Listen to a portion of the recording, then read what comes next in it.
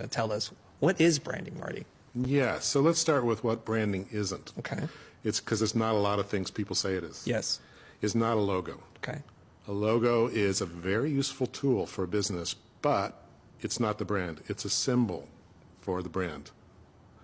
A brand is not a product. So when people talk about this brand, buying this brand or that brand, they're really talking about buying one product or another product. The brand is not that. People say the brand is a promise the company makes to customers, and there's some truth in that. Yep. I mean, it does end up acting as a promise, but that's not what it is either.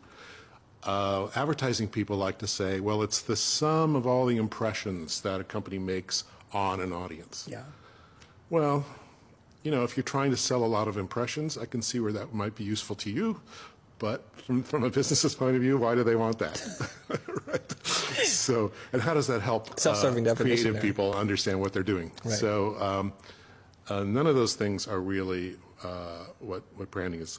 A brand is a result. It's a customer's gut feeling about a product, a service, or a company. It ends up in their heads, in their hearts, right? They take whatever raw materials you throw at them and they make something out of it. But they're making it, they're creating it. And so in a sense, when you create a brand, you're not creating one brand, you're creating millions of brands, like however many customers or people in your audience. Oh. Each one has a different brand of you. So a brand is like a reputation, right? So it's your business reputation, and everyone's going to be a little bit different about what that reputation is. And that's okay, as long as you've got it corralled mostly where you want it and that it's beneficial to the company. So we tend to look at companies and designers tend to look at branding as, from our point of view, like this is something we're doing.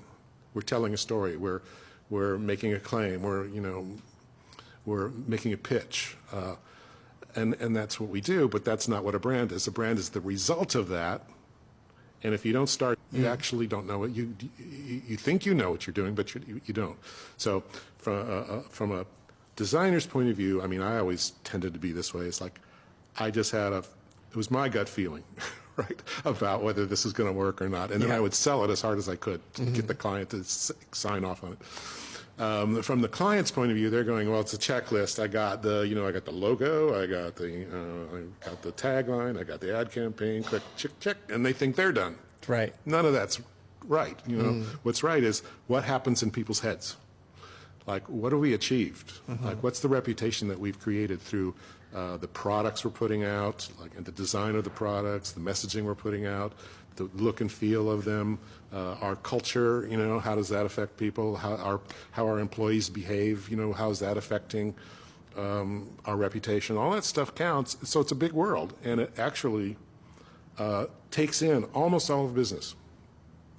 Not so much finance, but finance is involved too, because finance has to greenlight all these things. But almost everybody in a company is, affecting the brand, doing something with the brand, doing it for the brand, or hurting the brand. So you got to think of it that way. Now, this is not well understood.